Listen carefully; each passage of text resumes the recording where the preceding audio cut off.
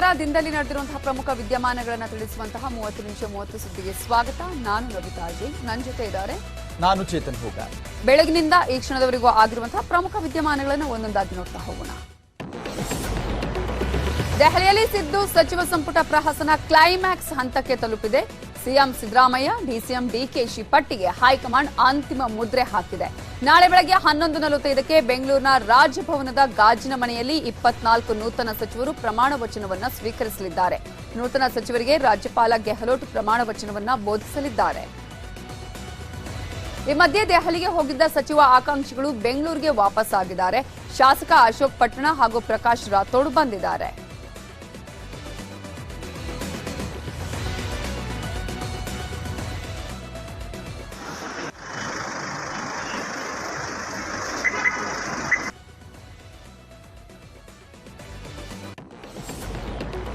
CM Siddaramaiah ಬಣಕ್ಕೆ 14 ಸಚಿವ ಸ್ಥಾನ ಸಿಗಲಿದೆಯಂತೆ. ಸಿದ್ದು ಬಣದ ಬಸವರಾಜ ರಾಯರೆಡ್ಡಿ, ಹೆಬ್ಬಾಳ ಕ್ಷೇತ್ರದ ಭೈರತಿ ಸುರೇಶ್, ಪಿರಿಯಾಪಟ್ಟಣದ ಕೆ ವೆಂಕಟೇಶ್, ಬ್ಯಾಟರಾಯನಪುರ ಕ್ಷೇತ್ರದ ಕೃಷ್ಣ ಭೈರೇಗೌಡ, ಎಚ್ಸಿ ಮಹಾದೇವಪ್ಪ, ಶಿವರಾಜ್ ತಂಗಡಗಿ, ಬಿ ನಾಗೇಂದ್ರ ಸೇರಿದಂತೆ 14 ಜನರಿಗೆ ಮಂತ್ರಿ ಭಾಗ್ಯ ಸಿಗುವಂತಹ ಸಾಧ್ಯತೆ ಇದೆ. ಇನ್ನು ಡಿಸಿಎಂ ಡಿಕೆ ಶಿವಕುಮಾರ್ ಬಣಕ್ಕೆ 9 ಮಂತ್ರಿ ಸ್ಥಾನ ಸಿಕ್ಕಿದೆ. Lakshmi Hebbalkar, Shivanand Patil, Cheluvarayaswamy, doctor MC Sudhakar, P Narendra Swamy, Madhu Bangarappa, D Sudhakar ಮಂತ್ರಿ ಸ್ಥಾನ ಸಿಗೋದು ಪಕ್ಕಾ ಅಂತ ಕೇಳಲಾಗ್ತಿದೆ. ಕಾಂಗ್ರೆಸ್ ಹೈಕಮಾಂಡ್ ಜಾತಿ ಪ್ರಾಂತ್ಯದ ಆಧಾರದಲ್ಲಿ ಸಚಿವ ಸ್ಥಾನಕ್ಕೆ ಮಣೆ ಹಾಕಿದೆ. ಲಿಂಗಾಯತ ಕೋಟಾದಡಿ 8 ಮಂದಿ, ಎಸ್ಸಿ ಕೋಟಾದಡಿ 6 ಜನರಿಗೆ ಮಂತ್ರಿ ಭಾಗ್ಯ ಸಿಗಲಿದೆ. ಇನ್ನು ಒಕ್ಕಲಿಗ ಕೋಟಾದಡಿ 5, ರೆಡ್ಡಿ 3, ಎಸ್ಟಿಎ 3, ಕುರುಬ ಜನಾಂಗಕ್ಕೆ 2, ಮುಸ್ಲಿಂ ಸಮುದಾಯಕ್ಕೆ 2, ಇತರರು 6 ಸೇರಿದಂತೆ ಒಟ್ಟು 34 ಮಂದಿಗೆ ಸಚಿವ ಸ್ಥಾನ ಸಿಗುವಂತಹ ಸಾಧ್ಯತೆ ಇದೆ. ದೆಹಲಿಯಲ್ಲಿ ಸಚಿವರ ಲಿಸ್ಟ್ಗೆ ಫೈನಲ್ ಟಚ್ ಅನ್ನ ನೀಡಲಾಗ್ತಿದೆ. ಕಾಂಗ್ರೆಸ್ ವಾರ್ ರೂಮ್ನಲ್ಲಿ ಈ ಬಗ್ಗೆ ಸಮಾಲೋಚನೆ ನಡೀತಾ ಇದೆ. ಇನ್ನು ಸಚಿವರಾಗಲು ದಿನೇಶ್ ಗುಂಡೂರಾವ್ ಪ್ರಯತ್ನವನ್ನ ಮಾಡ್ತಿದ್ದಾರೆ. ಎಐಸಿಸಿ ಅಧ್ಯಕ್ಷ ಮಲ್ಲಿಕಾರ್ಜುನ್ ಖರ್ಗೆ ದಿನೇಶ್ ಗುಂಡೂರಾವ್ ಅನ್ನ ಚರ್ಚೆ ಮಾಡಿದ್ದಾರೆ. ಸಿಎಂ ಸಿದ್ದರಾಮಯ್ಯ ಸರ್ಕಾರಿ ನಿವಾಸಕ್ಕೆ ಹೆಚ್ಚಿನ ಪೊಲೀಸ್ ಭದ್ರತೆಯನ್ನು ಒದಗಿಸಲಾಗಿದೆ. ಬೆಂಗಳೂರಿನ ಶಿವಾನಂದ ಸರ್ಕಲ್ ಬಳಿಯ ಗಾಂಧಿ ಭವನ ಬಳಿ ಇರುವ ಸಿಎಂ ಸಿದ್ದರಾಮಯ್ಯ ಅವರ ಮನೆಯ ಮುಂದೆಯ ರಸ್ತೆಯ 2 ಕಡೆ ಸಂಚಾರವನ್ನು ಪೊಲೀಸರು ಬಂದ್ ಮಾಡಿದ್ದಾರೆ. ಬ್ಯಾರಿಕೇಡ್ ಹಾಕಿ ಪೊಲೀಸರು ಸಾರ್ವಜನಿಕರ ಪ್ರವೇಶಕ್ಕೆ ನಿರ್ಬಂಧ ಹೇರಿದ್ದಾರೆ. ಸಚಿವ ಸ್ಥಾನ ಕೈತಪ್ಪಿದ ಹಿನ್ನೆಲೆ ಆಕಾಂಕ್ಷಿಗಳ ಬೆಂಬಲಿಗರು ಸಿದ್ದು ನಿವಾಸದ ಮುಂದೆ ಜಮಾಯಿಸುವ ಸಾಧ್ಯತೆ ಇರುವ ಹಿನ್ನೆಲೆಯಲ್ಲಿ ಪೊಲೀಸರು ಭದ್ರತೆಯನ್ನ ಹೆಚ್ಚಿಸಿದ್ದಾರೆ. ಕಾಂಗ್ರೆಸ್ ಸರ್ಕಾರದ ಗ್ಯಾರಂಟಿ ಆಶ್ವಾಸನೆಯನ್ನ ರಾಜಕೀಯ ಅಸ್ತ್ರವಾಗಿ ಬಳಸಿಕೊಳ್ಳಲು ಕೇಸರಿ ನಾಯಕರು ನಿರ್ಧಾರ ಮಾಡಿದ್ದಾರೆ. ಬೆಂಗಳೂರಿನ ಬಿಜೆಪಿ ಕಚೇರಿಯಲ್ಲಿ ಸುದ್ದಿಗೋಷ್ಠಿ ನಡೆಸಿದಂತ ಬಿಜೆಪಿ ನಾಯಕರು ಕಾಂಗ್ರೆಸ್ ವಿರುದ್ಧ ವಾಗ್ದಾಳಿ ಮಾಡಿದ್ರು. ಇದೊಂದು ಡಬಲ್ ಸ್ಟೇರಿಂಗ್ ಸರ್ಕಾರ, ಗ್ಯಾರಂಟಿಗಳನ್ನ ಜನರಿಗೆ ಯಾವಾಗ ಕೊಟ್ಟಿದ್ದಾರೆ, ಇನ್ಮುಂದೆ ಕರೆಂಟ್ ಬಿಲ್ ಕಟ್ಬೇಡಿ ಅಂತ ಹೇಳಿದ್ರು. ಇದೇ ವೇಳೆ ತಾಕತ್ತು ದಮ್ಮಿದ್ರೆ ಬಜರಂಗ್ ದಳ ಆಗ್ಲಿ ಒಂದು RSS ಶಾಖೆಯನ್ನ ಬ್ಯಾನ್ ಮಾಡಿ ಅಂತ ಸವಾಲನ್ನ ಹಾಕಿದ್ರು.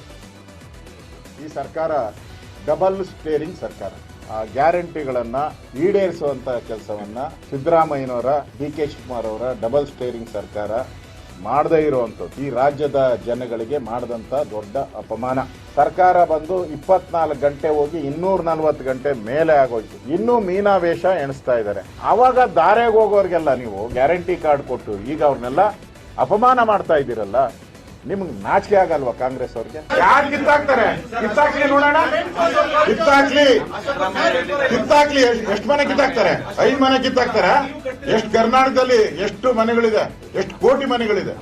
2 ಕೋಟಿ ಮನೆ ಇದೆ. ಕಿತ್ತಾಕಕ್ ದಮ್ಮಿದ್ಯಾ ಅವ್ರಿಗೆ? ಕಿತ್ತಾಕ್ಲಿ, ತಾಕತ್ತಿದ್ರೆ ಕಿತ್ತಾಕ್ಲಿ. ಅವ್ರು 100% ಜನರ ಪರವಾಗಿ ನಾವಿದ್ದೀರಿ. ಆ ತರ ಏನಾನ ಕಿತ್ತಾಕಿದ್ರೆ ಎಲ್ಲಿ ಕಿತ್ತಾಕ್ತಾರೋ ಅಲ್ಲಿಗೆ ನಾವು ಓದ್ತೀವಿ. ಸಿದ್ದರಾಮಯ್ಯನವರೇ ಕಟ್ಟಲ್ಲ ಅಂದ್ಮೇಲೆ ನಾನೇ ಕಟ್ಲಿ ಗುರು, ಮುಖ್ಯಮಂತ್ರಿನೇ ಕಟ್ಮಲ್ಲ ಅಂತ. ಸಿದ್ದರಾಮಣ್ಣ ಅಂದ್ರೆ ಮುಗೀತು, ಕಟ್ಬೇಡ ಅಂತ. ನಾನೇ ಕಟ್ಟಲ್ಲ, ನೀನ್ ಕಟ್ಬೇಡ ಅಂತ ಹೇಳೋರಲ್ಲ. ತಿಮ್ಮ ಬೊಮ್ಮ ರಂಗ ಕಟ್ಬೇಡಿ ಅಂತ ಹೇಳಿದಾರಲ್ಲ. ಯಾರಾದ್ರೂ ಬಿಲ್ ಕಟ್ಟಿದ್ರೆ, ಬಸ್ ಚಾರ್ಜ್ ತಗೊಂಡ್ರೆ ಸಿದ್ದರಾಮಣ್ಣವ್ರಿಗೆ ಅವಮಾನ ಮಾಡ್ದಂಗೆ, ಡಿಕೆ ಶಿವಕುಮಾರ್ಗೆ ಅವಮಾನ ಮಾಡ್ದಂಗೆ. ಅದಕ್ಕೋಸ್ಕರ ಅವ್ರಿಗೆ ಅವಮಾನ ಮಾಡಬೇಡಿ, ಯಾರು ಕಟ್ಬೇಡಿ. RSS ಬ್ಯಾನ್ ಮಾಡ್ತೀರಿ. ನಾನು ಕಾಂಗ್ರೆಸ್ ಅವ್ರನ್ನ ಕೇಳಕ್ ಹೇಳ್ತೀನಿ, ಅಲ್ಲ ರೀ, ನೀವು ಬ್ಯಾನ್ ಮಾಡೋದೇನು ನಿಮ್ಮ ಅಪ್ಪನ ಕೈಲೇ ಆಗ್ಲಿಲ್ಲ, ನಿಮ್ಮ ಅಜ್ಜಿ ಕೈಲೇ ಆಗ್ಲಿಲ್ಲ, ನಿಮ್ಮ ಮುತ್ತಾತನ ಕೈಲೇ ಮಾಡಕ್ಕಾಗಿಲ್ಲ, ನೀವೇನ್ರಿ ಮಾಡ್ತೀರಾ? ಅವ್ರಿಗೆಲ್ಲ ಮೆಜಾರಿಟಿ ಇತ್ತು ಪಾರ್ಲಿಮೆಂಟಲ್ಲಿ, 15-20 ಸರ್ಕಾರಗಳಿತ್ತು. ಆಗಲೇ ನೀವೇನು ಬೇಳೆ ಬೇಯಕ್ಕಾಗಿಲ್ಲ. ಈಗೆಲ್ಲ ಕಿತ್ತೋತಾಯ್ತೆ, ಸರ್ಕಾರಗಳೆಲ್ಲ ಕಿತ್ತು ನೆಗೆದು ನೆಲ್ಲಿಕಾಯಿ ಹೋಗ್ತಾ ಇದೆ ಎಲ್ಲ ಸರ್ಕಾರ ದೇಶದಲ್ಲಿ. ಈಗ ನೀವೇನ್ ಮಾಡಕ್ಕಾಗ್ತೀರ? ನೀವು ಮಾಡಿ ನೋಡೋಣ, ನಿಮಗೆ ಆ ಥರ ತಾಕತ್ತಿದ್ರೆ, ದಮ್ಮಿದ್ರೆ, ಶಕ್ತಿ ಇದ್ರೆ ಮಾಡಿ. ನಿಮ್ಮ ಸರ್ಕಾರ 3 ತಿಂಗಳಿರಲ್ಲ. RSSನ ಒಂದೇ ಒಂದು ಶಾಖೆಯನ್ನ ಬ್ಯಾನ್ ಮಾಡಿ. ಈಗ ನಿಮ್ಮ ಹತ್ರ ಎಲ್ಲ ಕಾರ್ಗಳಿದೆಯಲ್ಲ, ಬೂಟದ ಕಾರು, ಅವು 3 ತಿಂಗಳಿರಲ್ಲ, ಎಲ್ಲ ವಾಪಸ್ ವಿಧಾನಸೌಧದ ಮುಂದೆ ನಿಂತು. ಮಾಜಿ CM H D Kumaraswamy Congress guarantee ಯೋಜನೆ ಬಗ್ಗೆ ಕಿಡಿಕಾರಿದ್ದಾರೆ. ಅಲ್ಲದೆ ರಾಜ್ಯದ ಜನತೆ ಕರೆಂಟ್ ಬಿಲ್ ಕಟ್ಟಬೇಡಿ, 200 ಯೂನಿಟ್ಗೆ ವಿದ್ಯುತ್ ಬಿಲ್ ಕಟ್ಟಬೇಡಿ ಅಂತ ಕರೆ ಕೊಟ್ಟಿದ್ದಾರೆ. ಅಲ್ಲದೆ ಮಹಿಳೆಯರು ಸರ್ಕಾರಿ ಬಸ್ನಲ್ಲಿ ಟಿಕೆಟ್ ಪಡಿಬೇಡಿ, ಕಾಂಗ್ರೆಸ್ 5 ಗ್ಯಾರಂಟಿ ಯೋಜನೆಗಳನ್ನು ಕೂಡಲೇ ಜಾರಿಗೆ ತರಬೇಕು ಅಂತ ಎಚ್ಡಿಕೆ ಒತ್ತಾಯಿಸಿದರು. ನಾನು ನಾಡಿನ ಜನತೆಗೆ ಹೇಳ್ತಾ ಇದ್ದೇನೆ, 200 ಯೂನಿಟ್ ಏನು ಫ್ರೀ ಹೇಳಿದ್ದಾರೆ. ಯಾವುದೇ ಕುಟುಂಬಗಳು 200 ಯೂನಿಟನ್ನು ಉಪಯೋಗ ಮಾಡ್ತಕ್ಕಂಥವರು 200 ಯೂನಿಟ್ವರೆಗೆ ದುಡ್ಡು ಕಟ್ಟಬೇಡಿ. 200 ಯೂನಿಟ್ ಮೇಲಿದ್ದಾಗ ಅದಕ್ಕೇನು ಕಟ್ಟಬೇಕು ಕಟ್ಟಿ, ನಾನು ಅದನ್ನು ಬೇಡ ಅಂತ ಹೇಳೋದು. ಇವರು ಮಾತು ಕೊಟ್ಟಿದ್ದಾರೆ. ಇನ್ನು ಬಸ್ಗಳಲ್ಲಿ ಅದು ಇದು ಲಕ್ಸುರಿ ಬಸ್ ಇರಲಿ, ಯಾವುದೇ ಬಸ್ ಇರಲಿ, ನಾಡಿನ ನನ್ನ ಮಹಿಳಾ ತಾಯಂದರಿಗೆ ಮನವಿ ಮಾಡ್ತೇನೆ, ಅಯ್ಯೋ ಏನು ಮಾಡೋದು, ನಾವೇನು ಮಾಡೋಕ್ಕಾಗ್ತದೆ ಅಂತಕ್ಕಂಥ ನಿಮ್ಮ ಈ ರೀತಿಯ ಮನೋಧರಣೆಯನ್ನು ಬಿಟ್ಟು ಯಾವುದೇ ಕಾರಣಕ್ಕೂ 1 ರೂಪಾಯಿನ ಕೊಡಬೇಡಿ. ಫ್ರೀ ಬಸ್ ಪಾಸ್ಗಳು ನಿಮ್ಗೆ ಕೊಡ್ತೀವಿ ಅಂತ ಹೇಳಿದ್ದಾರೆ. ಇನ್ನು ನಮ್ಮ ಗ್ರ್ಯಾಜುಯೇಟ್ಸ್ ಕೆಲಸ ಕೂಡ ಯೋಗ್ಯತೆಯೂ ಇಲ್ಲ. ಇದೇ ಸಿದ್ದರಾಮಯ್ಯನ ಕಾಲದಲ್ಲಿ 2.5 ಲಕ್ಷ ಸರ್ಕಾರಿ ಉದ್ಯೋಗವನ್ನು ಫಿಲಪ್ ಮಾಡಲಿಲ್ಲ, ಖಾಲಿ ಇಟ್ಟರು. ಇವತ್ತು 2.5 ಲಕ್ಷ ನಾವು ಯುವಕರಿಗೆ ಉದ್ಯೋಗ ಕೊಟ್ಟಿದ್ರೆ ಇವತ್ತು ಗ್ರಾಜುಯೇಟ್ಸ್ ಇವತ್ತು. ಬಿಜೆಪಿ ನಾಯಕರ ಮೇಲೆ ಕೇಸ್ ಹಾಕುತ್ತಿರುವ ಸಿದ್ದರಾಮಯ್ಯ ಸರ್ಕಾರ ವಿರುದ್ಧ ಬಿಜೆಪಿ ತಿರುಗಿ ಬಿದ್ದಿದೆ. ಕಾಂಗ್ರೆಸ್ ದ್ವೇಷದ ರಾಜಕಾರಣ ಮಾಡ್ತಾ ಇದೆ, ಈ ರಾಜಕೀಯಕ್ಕೆ ನಾವು ಹೆದರೋದಿಲ್ಲ ಅಂತ ಮಾಜಿ ಸಿಎಂ ಬಸವರಾಜ ಬೊಮ್ಮಾಯಿ ಹೇಳಿಕೆಯನ್ನ ಕೊಟ್ಟಿದ್ದಾರೆ. ರಾಷ್ಟ್ರದಲ್ಲಿ ಪ್ರತಿನಿತ್ಯ ಹೇಳಿಕೆಯನ್ನು ಕೊಡ್ತಾ ಇದ್ದಾರೆ, ಕೇಸ್ಗಳನ್ನು ಹಾಕ್ತಾ ಇದ್ದಾರೆ. ಡಾಕ್ಟರ್ ಅಶೋಕ್ ನಾರಾಯಣ ಮೇಲೆ ಕೇಸ್ ಹಾಕಿದ್ದಾರೆ, ನಮ್ಮ ಬಂಟ್ವಾಳ ಹರೀಶ್ ಪುಂಜಾ ಅವ್ರ ಮೇಲೆ ಕೇಸ್ ಹಾಕಿದ್ದಾರೆ. ನಾನು ಕೇಳ್ತಾ ಇದ್ದೀನಿ ಈ ಸಿದ್ದರಾಮಯ್ಯ ಅವ್ರಿಗೆ ಮತ್ತು ಅವ್ರ ಸರ್ಕಾರಕ್ಕೆ, ಈ ರಾಷ್ಟ್ರದಲ್ಲಿ ಸಂವಿಧಾನ ಕೊಟ್ಟಿದೆ, ಪ್ರತಿಯೊಬ್ಬನಿಗೂ ಕೂಡ ವಾಕ್ ಸ್ವಾತಂತ್ರ್ಯವನ್ನ ಕೊಟ್ಟಿದೆ, ವಿಚಾರ ಮಾಡಿ ವಾಕ್ ಸ್ವಾತಂತ್ರ್ಯವನ್ನ ಕೊಟ್ಟಿದೆ. ತಪ್ಪಿದ್ರೆ ಅದಕ್ಕೆ ಕಾನೂನಾತ್ಮಕವಾಗಿದೆ. ಆದ್ರೆ ರಾಜಕೀಯ ಟೀಕೆ ಮಾಡಿದ್ರು ಕೂಡ ಕೇಸ್ಗಳು ಹಾಕ್ತೇವೆ ಅನ್ನುವಂಥದ್ದು. ಕಾಂಗ್ರೆಸ್ ಸರ್ಕಾರ ಕೆಲಸ ಮಾಡಿಲ್ಲ ಅಂತಂದ್ರೆ ಕೇಸ್ ಹಾಕಕ್ಕೆ ಪ್ರಾರಂಭ ಮಾಡಿದ್ದಾರೆ. ಇದು ಒಂದು ದುರಹಂಕಾರದ ಆಡಳಿತ, ದ್ವೇಷದ ಆಡಳಿತ, ಅಧಿಕಾರದ ದುರುಪಯೋಗ, ದಮನಕಾರಿ ಪ್ರವೃತ್ತಿಯನ್ನ ಪ್ರಾರಂಭದಲ್ಲೇ ಪ್ರಾರಂಭ ಮಾಡಿದ್ದಾರೆ. ಜನರನ್ನ ಭಯಪಡಿಸಿ ನಾವು ಆಡಳಿತ ಮಾಡ್ತೇವೆ ಅನ್ನುವಂತ ಭ್ರಮೆ ಇವರಿಗೆಲ್ಲರಿಗೂ ಕೂಡ ಇದೆ. ಕಾಂಗ್ರೆಸ್ನ 5 ಗ್ಯಾರಂಟಿ ಯೋಜನೆಗಳು ರಾಜ್ಯದಲ್ಲಿ ಅವಾಂತರವನ್ನ ಸೃಷ್ಟಿಸ್ತಾ ಇದೆ. ವಿದ್ಯುತ್ ಬಿಲ್ ಬೇಕಾದ್ರೆ ಡಿಕೆಶಿ ಸಿದ್ದು ಮನೆಗೆ ಹೋಗಿ ಕಲೆಕ್ಟ್ ಮಾಡಿ ಅಂತ ಜನ ಗಲಾಟೆ ಮಾಡಿದ್ದಾರೆ. ಬೀದರ್ನ ಯದಲಾಪುರ ಗ್ರಾಮದಲ್ಲಿ ಘಟನೆ ನಡೆದಿದೆ. ವಿದ್ಯುತ್ ಬಿಲ್ ಕೇಳಲು ಬಂದಿದ್ದ ಜೆಸ್ಕಾಂ ಸಿಬ್ಬಂದಿಗೆ ಗ್ರಾಮಸ್ಥರು ತರಾಟೆಗೆ ತೆಗೆದುಕೊಂಡರು. ಸರ್ ಈಗ ಕಾಂಗ್ರೆಸ್ ಸರ್ಕಾರ ಬರ್ತದಂದ್ರೆ ಬಿಲ್ ಅವ್ರು ಕಟ್ತೀನಿ ಅಂದ್ರೆ ನಾವ್ ಹೆಂಗ್ ಕಟ್ಬೇಕು ಸರ್? ಆ ಕಡೆ ಹೋಗಿ ಸಿದ್ದರಾಮಯ್ಯನ ಮನೆಗೆ ಅವ್ರು ನಾವು ಕಟ್ಟಲ್ಲ 1 ರೂಪಾಯಿ. ಮುಂದಿನ ತಿಂಗಳು ಇಲ್ಲ, ಮುಂದಿನ ತಿಂಗಳು ಇದ್ರೆ ಈಗ ಕಟ್ಟಲ್ಲ. ಈಗ ಅದೇ ಸರ್ಕಾರ ಆಗ್ಯದಲ್ರಿ, ಈಗ ನಾವ್ ಯಾಕೆ ಕಟ್ಟಲ್ಲ? ಅವ್ರು ಇನ್ನ ಕೊಟ್ಟಿಲ್ಲ, ಇಲ್ಲ 1 ರೂಪಾಯಿ ಕಟ್ಟಲ್ಲ ಸರ್. ಸಿದ್ದರಾಮಯ್ಯನ ಮನೆಗೆ ಅವ್ರಿ, ಡಿ ಕೆ ಶಿವಕುಮಾರ್ ಮನೆಗೆ ಅವ್ರಿ, ನಾವು 1 ರೂಪಾಯಿ ಕಟ್ಟಲ್ಲ. ಮತ್ ಮನೆಗೆ ಬಂದ್ರೆ ನೀವು ಲತ್ತಿ ತಿಂತೀರಿ. ಯಾದಗಿರಿಯಲ್ಲಿ ಉಚಿತ ವಿದ್ಯುತ್ ಭರವಸೆಯಿಂದ ವಿದ್ಯುತ್ ಬಿಲ್ ಪಾವತಿ ಮಾಡ್ತಾ ಇಲ್ಲ. ಹೀಗಾಗಿ ಮನೆಗಳ ಪವರ್ ಕನೆಕ್ಷನ್ ಕಟ್ ಮಾಡಿದ್ದಾರೆ ಜೆಸ್ಕಾಂ ಸಿಬ್ಬಂದಿಗಳು. ವೈರ್ ಕಟ್ ಮಾಡಿದ್ದಕ್ಕೆ ಲೈನ್ ಮ್ಯಾನ್ಗಳ ಜೊತೆ ಜಗಳ ಆಡಿದ್ದಾರೆ ಮಹಿಳೆಯರು. ಯಾದಗಿರಿ ತಾಲೂಕಿನ ಅಬ್ಬೆ ತುಮಕೂರಿನಲ್ಲಿ ಈ ಒಂದು ಗಲಾಟೆ ನಡೆದಿದೆ.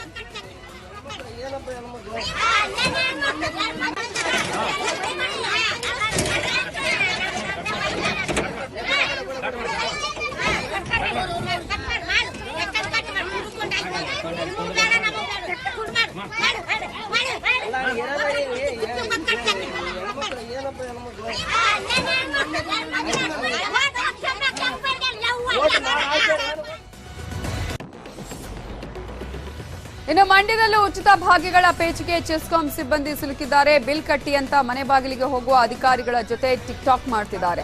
ಸಿದ್ದರಾಮಯ್ಯ ಡೈಲಾಗ್ಗೆ ಮಂಡ್ಯ ಕೆರೆಗೋಡಿನಲ್ಲಿ ಟಿಕ್ ಟಾಕ್ ಮಾಡಲಾಗ್ತಾ ಇದೆ. ಕರೆಂಟ್ ಬಿಲ್ ಈ ಕಟ್ಟಳೆಗ ಮಾದೇವಪ್ಪ, ನಿನಗೂ ಫ್ರೀ, ನನಗೂ ಫ್ರೀ, ಎಲ್ಲರಿಗೂ ಫ್ರೀ ಕಣಪ್ಪ. ಒಬ್ಬೊಬ್ಬ ಮಾತಿ ತಪ್ಪಲ್ಲಪ್ಪ, ನುಡಿದಂತೆ ನಡೀತೀವಿ. ಸರ್ಕಾರ ಬಂದ್ 24 ಗಂಟೆ ಒಳಗೆ ನಮ್ದು ಎಲ್ಲ ಯಾರು ಕರೆಂಟ್ ಬಿಲ್ ಈ ಕಟ್ಟಳೆಗ ಯಾರು ಕಟ್ಟಲ್ಲ, ನಿಮ್ಮನ್ನ ಕಟ್ಟಿ ಹಾಕ್ತಿವಿ. ಯಾಕ ಕರೆಂಟ್ ಅನ್ನ ಕಟ್ಟಿ ಈ ಹಾಕ್ತಿವಿ. ಕರೆಂಟ್ ಕೊಡ್ತಿಲ್ಲ, ಹಳೆ ಬಿಲ್ಗಾರ ಕೊಡೋದು. ಇನ್ನು ಕಾಂಗ್ರೆಸ್ನ 5 ಗ್ಯಾರಂಟಿ ಘೋಷಣೆ ಎಫೆಕ್ಟ್ ಜನರ ಮೇಲೆ ಜೋರಾಗಿ ಆಗಿದೆ. ಇದೀಗ ಎಲೆಕ್ಟ್ರಾನಿಕ್ ವಸ್ತುಗಳ ಖರೀದಿಗೆ ಜನ ಮುಗಿ ಬೀಳ್ತಿದ್ದಾರೆ. ಗ್ಯಾಸ್ ಬದಲು ಇಂಡಕ್ಷನ್, ಕರೆಂಟ್ ಸ್ಟವ್ಗೆ ಡಿಮ್ಯಾಂಡ್ ಹೆಚ್ಚಾಗಿದೆ. ಇನ್ನು ಪ್ರತಿ ಮನೆಗೆ 200 ಯೂನಿಟ್ ಉಚಿತ ವಿದ್ಯುತ್ ಘೋಷಣೆ ಹಿನ್ನೆಲೆಯಲ್ಲಿ ಜನರು ಕರೆಂಟ್ ಸ್ಟವ್ ಕೊಳ್ಳೋದಕ್ಕೆ ಮುಂದಾಗ್ತಿದ್ದಾರೆ. ಇನ್ನು ಕಳೆದೊಂದು ತಿಂಗಳಿನಿಂದ 30% ಖರೀದಿಯಲ್ಲಿ ಏರಿಕೆಯಾಗಿದೆ. ಬೆಂಗಳೂರಿನ ಬಹುತೇಕ ಎಲೆಕ್ಟ್ರಾನಿಕ್ ಶಾಪ್ಗಳಲ್ಲಿ ಎಲೆಕ್ಟ್ರಿಕ್ ಸ್ಟವ್ ಖರೀದಿ ಹೆಚ್ಚಾಗಿದೆ. ಕಂಪ್ಯಾರಿಸನ್ ಮಾಡೋದಪ್ಪ ಅಂತ ಹೇಳಿದಾಗ ಈ ಮಂತಲ್ಲಿ ನಿಮಗೆ ಒಂದು 10 to 15% ನಮಗೆ ಒಂದು ವೇರಿಯೇಷನ್ಸ್ ಅಂತ ಖಂಡಿತವಾಗ್ಲೂ ಕಾಣ್ತಾ ಇದೆ.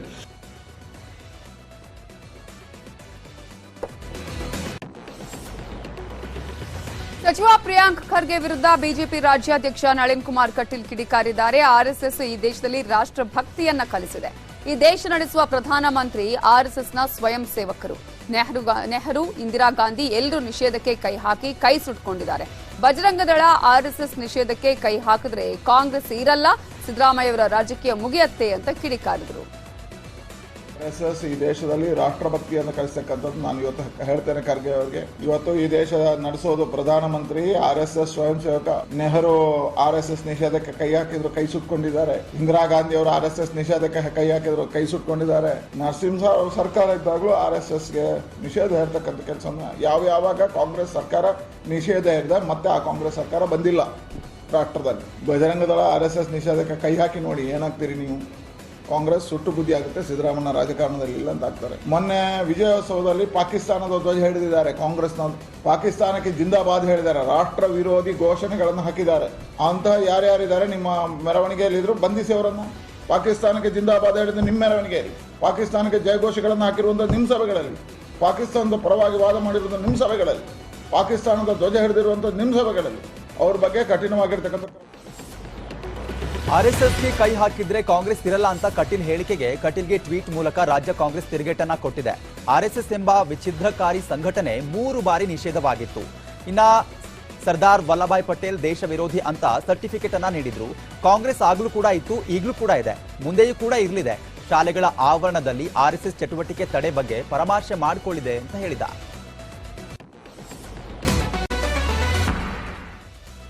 Welcome back. ಇನ್ನಷ್ಟು ಪ್ರಮುಖ ಸುದ್ದಿಯನ್ನು ನೋಡ್ತಾ ಹೋಗೋಣ.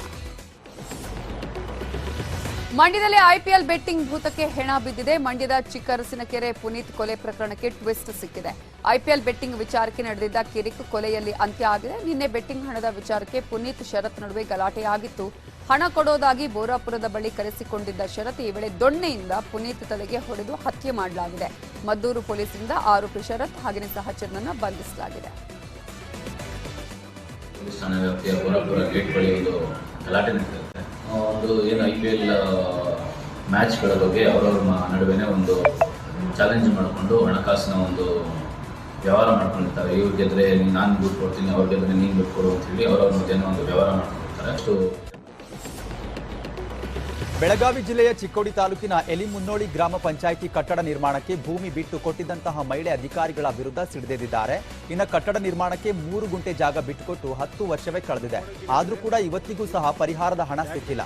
ಎಷ್ಟೇ ಮನವಿ ಮಾಡಿದ್ರೂ ಕೂಡ ಯಾವೊಬ್ಬ ಅಧಿಕಾರಿಗಳು ಕ್ಯಾರೆ ಅಂತಿರಲಿಲ್ಲ. ಇದರಿಂದ ಸಿಟ್ಟಿಗೆದ್ದಂತ ಶಾಂತವ ಗ್ರಾಮ ಪಂಚಾಯಿತಿ ಗೇಟ್ಗೆ ಬೀಗ ಜಡಿದಿದ್ದಾರೆ. 4 ದಿನದಿಂದ ಗ್ರಾಮ ಪಂಚಾಯಿತಿ ಗೇಟ್ಗೆ ಬೀಗ ಹಾಕಿದ್ರು ಕೂಡ ಅಧಿಕಾರಿಗಳು ಮಾತ್ರ ಕ್ಯಾರೆ ಅಂತಿಲ್ಲ. ಬರಾಕ್ ಬೇಕನ್ ಬೇಡ, ಇವ್ರ ಅದಾರ ನೋಡ್ರಿ, ಇವ್ರ ಎಲ್ಲ ಹೇಳಿದಾರ. ಅವಾಗ ಇವ್ರ ಹೇಳಿದ್ನಂತ ಜಾಗ ಹೂವನ್ನೇ ನಾವತ್ತ ಹೂವನ್ಲಾಗಿನ್ಯ ನಮ್ಗೆ ಮೋಸ ಮಾಡ್ಕಿದ್ರಿ ಸರ್ ಸಂಖ್ಯೆ ಕೆಳಗೆ ಬಂದ್ರಿ ಮತ್ತೆ ಕೀಳೆ ಹ್ಯಾಂಗ ಹೋಗುದ್ರಿ. ಮಳೆಯಿಂದ ಬಿರುಕು ಬಿಟ್ಟಿದ್ದ ಚಿಕ್ಕಮಗಳೂರು ಜಿಲ್ಲೆಯ ಹಿರೇಬೈಲು ಗ್ರಾಮದ ಸರ್ಕಾರಿ ಶಾಲೆಗೆ ಕಾಯಕಲ್ಪ ಸಿಗುವ ಟೈಮ್ ಬಂದ ಹಾಗೆ ಕಾಣಿಸುತ್ತಿದೆ. ಮಳೆಯಿಂದಾಗಿ ಶಾಲೆಯ ಗೋಡೆಗಳೆಲ್ಲ ಸಂಪೂರ್ಣವಾಗಿ ನೆನೆದು ಅಪಾಯದ ಅಂಚಿನಲ್ಲಿತ್ತು. ಈ ಬಗ್ಗೆ ನ್ಯೂಸ್ 18 ಬೆಳಗ್ಗೆಯಿಂದ ನಿರಂತರವಾಗಿ ವರದಿಯನ್ನು ಪ್ರಸಾರ ಮಾಡಿತ್ತು.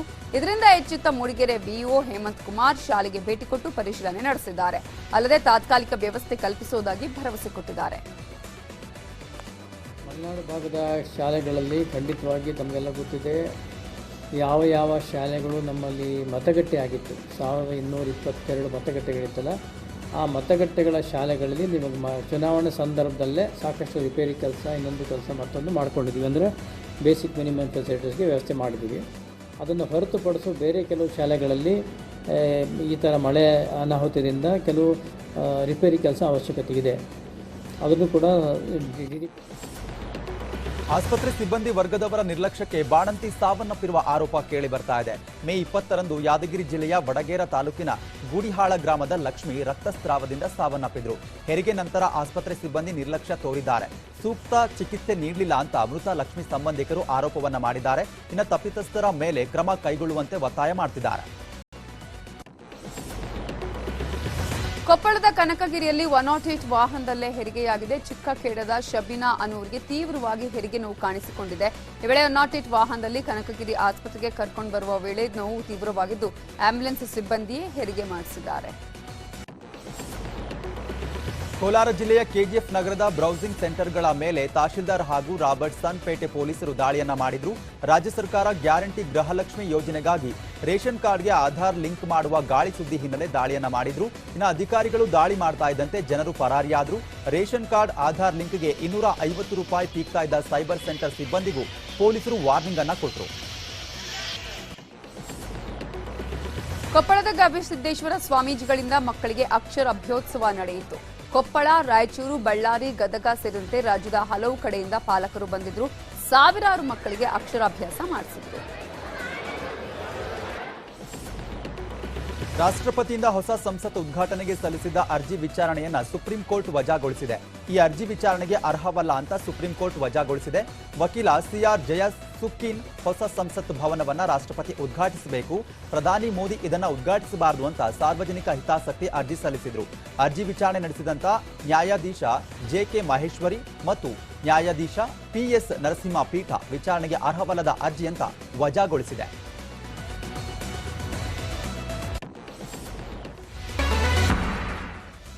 Welcome back. ಉಳಿದ ಸುದ್ದಿಗಳನ್ನು ಒಂದೊಂದಾಗಿ ನೋಡ್ತಾ ಹೋಗೋಣ. ತಮಿಳುನಾಡು ಸಿಎಂ ಸ್ಟಾಲಿನ್ ಆಪ್ತ ವಿದ್ಯುತ್ ಹಾಗೂ ಅಬಕಾರಿ ಸಚಿವ ವಿ ಸೆಂಥಿಲ್ ಕುಮಾರ್ಗೆ ಐಟಿ ಬಿಗ್ ಶಾಕ್ ಅನ್ನ ಕೊಟ್ಟಿದೆ. ಸಚಿವ ವಿ ಸೆಂಥಿಲ್ ಸೇರಿದ 40ಕ್ಕೂ ಅಧಿಕ ಸ್ಥಳಗಳಲ್ಲಿ ಐಟಿ ಅಧಿಕಾರಿಗಳು ದಾಳಿ ನಡೆಸಿದ್ದಾರೆ. ಕರೂರು, ಕೊಯಮತ್ತೂರು ಸೇರಿದಂತೆ ಅನೇಕ ನಗರಗಳಲ್ಲಿನ ಸೆಂಥಿಲ್ ಬಾಲಾಜಿ ಸಂಬಂಧಿಕರು ಹಾಗೂ ಆಪ್ತರ ಮನೆ ಮೇಲೆ, ಕಚೇರಿಗಳ ಮೇಲೆ ದಾಳಿ ಮಾಡಿದ್ದಾರೆ.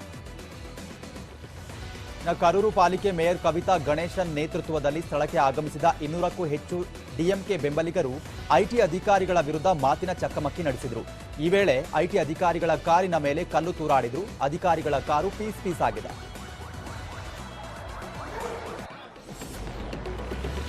ಗದಗ ಜಿಲ್ಲೆಯ ನರಗುಂದ ಪಟ್ಟಣದ ಗ್ಯಾರೇಜ್ ಅಲ್ಲಿ ನಿಲ್ಲಿಸಿದ ಕಾರಲ್ಲಿ ವಿಷಕಾರಿ ಹಾವು ಪತ್ತೆಯಾಗಿದ್ದು, ಸರ್ವಿಸ್ಗೆ ಬಂದಿದ್ದ ಕಾರಲ್ಲಿ ಹಾವು ಪತ್ತೆಯಾಗಿದೆ. ವಿಷಯ ತಿಳಿದು ಸ್ಥಳಕ್ಕೆ ಬಂದ ಊರಗಪ್ರಿಯ ಬುಡ್ನೆ ಸಾಬ್ ಹಾವು ರಕ್ಷಿಸಿ ಕಾಡಿಗೆ ಬಿಟ್ಟಿದ್ದಾರೆ. ಚಾಮರಾಜನಗರ ಜಿಲ್ಲೆ ಸುವರ್ಣಾವತಿ ಜಲಾಶಯದಲ್ಲಿ ಇದೇ ಮೊದಲ ಬಾರಿಗೆ ಜಲಸಾಹಸ ಕ್ರೀಡೆ ಏರ್ಪಡಿಸಲಾಗಿತ್ತು. ಮೈ ನೆವರೇಳಿಸುವಂತಹ, ಮೈ ಜುಮ್ಮೆನಿಸುವಂತಹ ಕಯಾಕಿಂಗ್ ಸ್ಪರ್ಧೆಗಳು ಸಾಹಸ ಕ್ರೀಡೆಗಳಿಗೆ ಯುವ ಜನರನ್ನ ಉತ್ತೇಜಿಸುತ್ತಿದ್ದವು.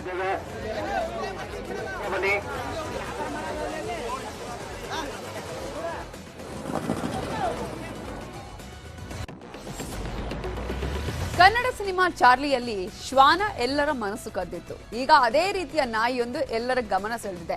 ಉಡುಪಿಯ ಅಮ್ಮುಂಜೆ ಸರಸ್ವತಿ ನಗರದಲ್ಲಿ ಮನೆಗೆಲಸದಾಕೆ ನಾಯಿಯ ಆರೈಕೆ ಮಾಡ್ತಿದ್ಲು. ಆಕೆಯ ಆರೈಕೆಗೆ ಮನಸೊತ್ತಿದ್ದ ಶ್ವಾನ ಎಲ್ಲ ಕಡೆ ಬೆನ್ನಟ್ಟಿದೆ. ಆಕೆ ಬಸ್ ಸೇರಿದ್ರು, ಅಲ್ಲೂ ಕೂಡ ಹಿಂಬಾಲಿಸಿದೆ. ಕೊನೆಗೆ ಬಸ್ನಲ್ಲಿ ನಾಯಿಗಳಿಗೆ ಅವಕಾಶ ಇಲ್ಲದಿದ್ರಿಂದ ಆಕೆಯೇ ಬಸ್ನಿಂದ ಕೆಳಗಿಳಿದಿದ್ದಾರೆ. ಈ ದೃಶ್ಯ ಈಗ ಎಲ್ಲೆಡೆ ಸಖತ್ ವೈರಲ್ ಆಗಿದೆ.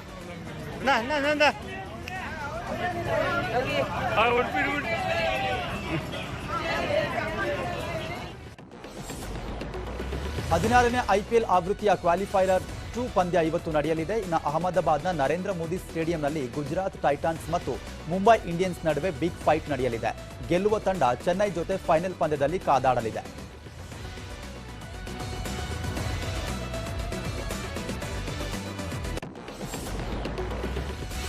ಇವಿಷ್ಟೇ ಹೊತ್ತಿನ ಪ್ರಮುಖ ಸುದ್ದಿ.